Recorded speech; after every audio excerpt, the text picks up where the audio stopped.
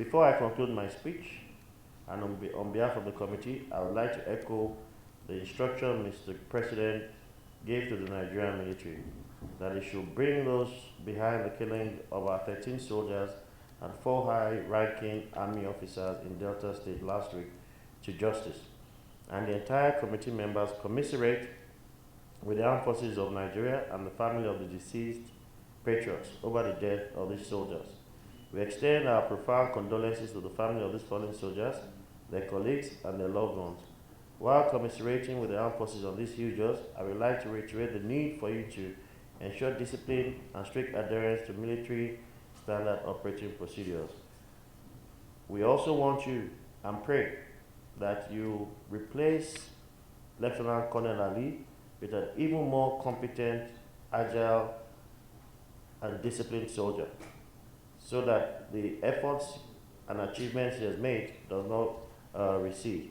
Let me conclude by reiterating the 10th House of Assembly continued resolve to ensure a secure, peaceful, and prosperous country for all Nigerians. This is clearly stated in the House legislative agenda and several pronouncements on the country's security challenges.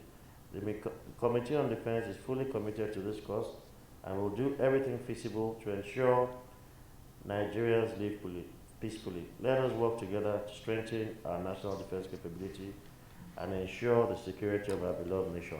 Thank you, thank you, thank you. Thank you very much, Chair Musa.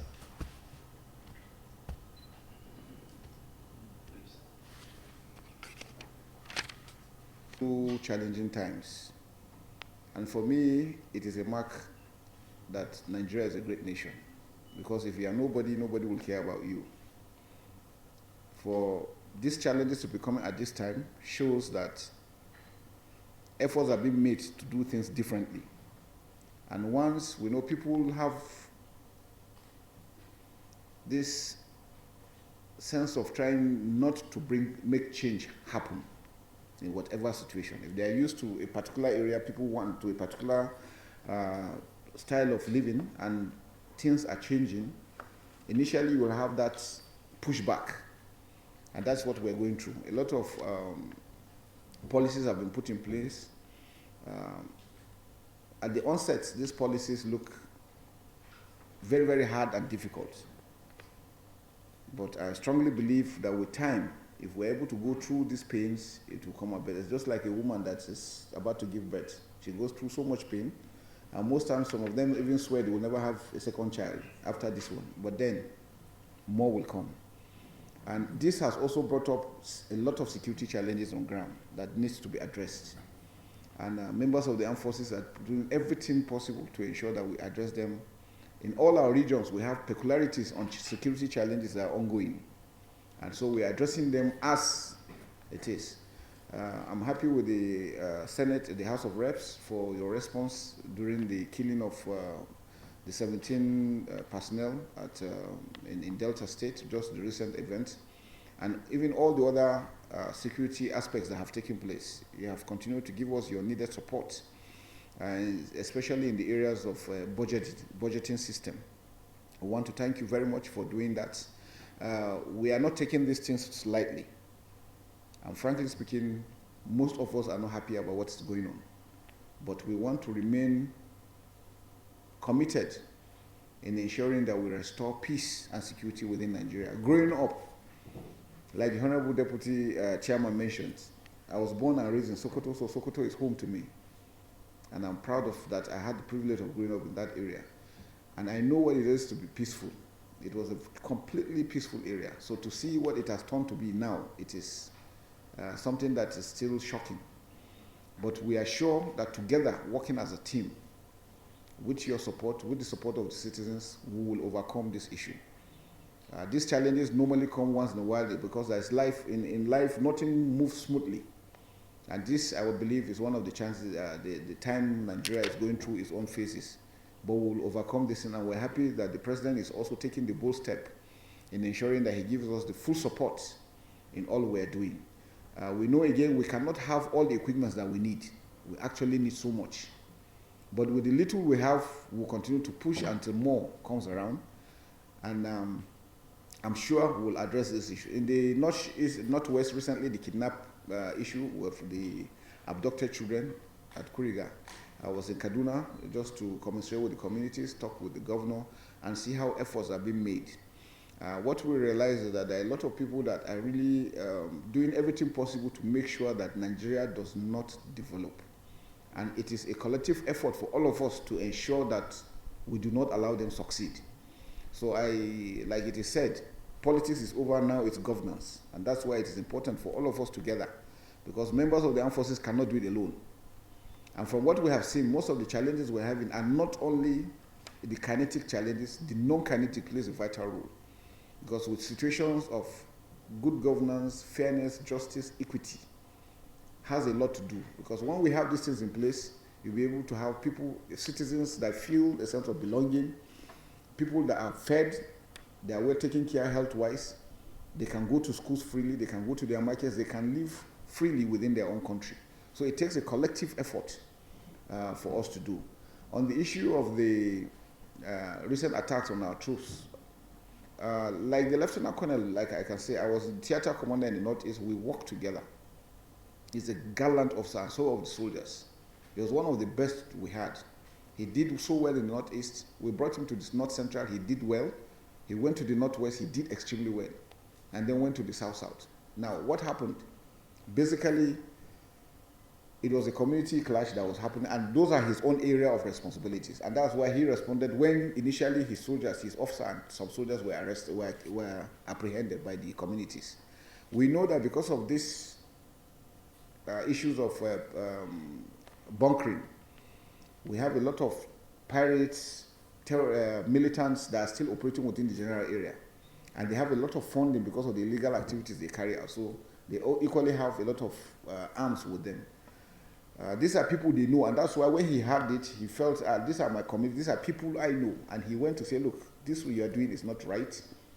Whatever it is within the community, we can do it, invite the state government, let them come and handle it. It's a state government issue and all these things. And the community said, okay. And as they turned to go, they were rounded up, killed. Not only killed, they were dismembered. Head cut off, stomach open, parts missing. And I don't know what kind of, for a human being to go to that extent to do for people that came on a peaceful means, then there's something that goes beyond that. I know him, the CEO himself, Lieutenant Colonel Ali, of recent, because we have emphasized we want the oil production of Nigeria to increase so that we'll be able to have enough foreign exchange and then things can really go down, because we all know the challenges we're going. And so he insisted that all illegal activities within the general area must stop. So he directed all his troops, and they were stopping all this illegal bunkering, stopping all these things, and then these are the people benefiting from it. And so when this issue came, I think it came as an opportunity for them to also do away with him. And that's exactly what happened. We know who did it. We're following up on him, and it's just a matter of time. We're sure we're going to get him. Because they took away again arms. We must get those arms back. We must get those guys so that they can be prosecuted accordingly. And that's why we have called to the citizens. We know there are communities that are keeping some of the arms for them, hiding them, sponsoring them, doing all these things. That please, this is a Nigerian issue. These guys were killed in cold blood and butchered. So all those ones that have been supporting them one way or the other, they should, because if we arrest and do an investigation, we find them, they too will be culpable. It is important. Other aspects, now we're happy that the oil production has also increased gradually, and we're continuing to push that because our target is 2 million barrels before the end of this year, and then go beyond that. And I think if we're able to achieve that, the economy will pick up, and the citizens will be very happy for it.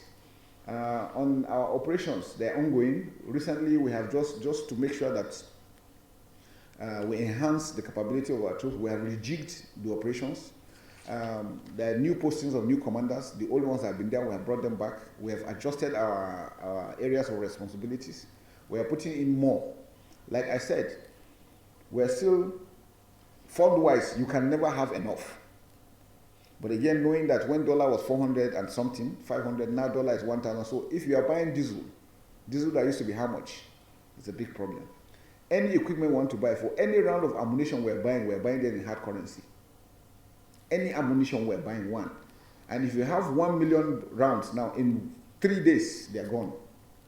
It's finished. That is if you are even being very moderate about it. For the drones, one missile is about $100,000. So if you fire one missile, $100,000 is gone. So you can see that there are a lot of limitations on what we're doing, but now we're resulting more into pushing troops on ground, and we're harnessing more, getting more troops, boots on ground, because these kids, we want to ensure that we bring them out. We don't want it to be like Chibok, that came in and things were left until they got so bad. So we're putting them, we're following what they are doing. We're having a lot of challenges with informants. There are a lot of informants. Immediately our troops set out, they call them, tell them the vehicles are coming, these are this, these are that, these are that, tell them, and that's what is also aggravating the whole problem. But we will not rest, we will continue to do. Of recent, we have been able to rescue a lot of those ones that have been kidnapped. So we keep on going, our troops are moving on foot to make sure. The challenge we're having is the forest. You know, over time, our forests have been left open. No forest guards. We used to have forest guards in those days. So now they've taken over this forest, and by the time they enter that forest, some of these forests are bigger than some countries. So it's not a place, once they enter that forest, for you to be able to track them, even with aircraft and what, it's difficult. And those are the things they get advantage. Most times, once, like this Kuriga incident, abduction, the abduction was done previously, before the information got to the troops. It takes a long, they will have already gone. So by the time you get the information, before you react to get there, they are so deep into it. And as you are moving in, the informants are equally telling them. But we're not making excuses. We have a mandate, and I've directed all my commanders that we must get these kids out as quickly as possible. Because you can imagine children. I have my own children. I imagine my children in the hands of those evil men. It's not something that anybody is happy about. We'll continue to work towards that. And once again, sir, I want to say thank you very much, and to assure you of our commitment in ensuring that we restore peace and security within Nigeria. And for all you not to get tired, because we still need to get a lot of support. The more we get, I think the more we can do, especially leveraging on technology. We need a lot of helicopters, a lot of drones. These are areas that will help us leverage on our own abilities to move. And again, we're looking forward to also bringing back the police, because with our strengths, we are dispersed. So we're looking forward to having additional police and the civil defense so that we can have more numbers on ground for us to be able to handle what we're doing. Once again, thank you very much, sir, and you're most welcome. Thank you, sir. The CDS was able to give us hope and confidence. He made us know that there's synergy amongst the troops. We spoke extensively about the role of the police. The police have been missing in action, so we spoke about how to ensure that they step up to the plate so that Nigeria has total peace. We spoke about their budget equipment acquisition. Times are very, very hard. Everybody's looking for weapons to buy. Ukraine war, Israel, Palestine, so it's difficult. So even when they have the money, getting the naira conversion to dollar and the availability supply, it's a bit also challenging and difficult. He's assured us that they will bring the perpetrators of the heinous crime in Delta to book, and we spoke extensively. He also spoke about how the local government, state government should also live up to expectation when the monies allocated to them, because you cannot use security to kill poverty. So as long as our people youths are not gainfully employed, there's no hope. The security issues will be exacerbated. So in a nutshell, we're very, very happy with the CDS. We're more confident than ever. My members are asked very, very, very difficult questions. He was able to answer them with confidence. So there's hope for a better day.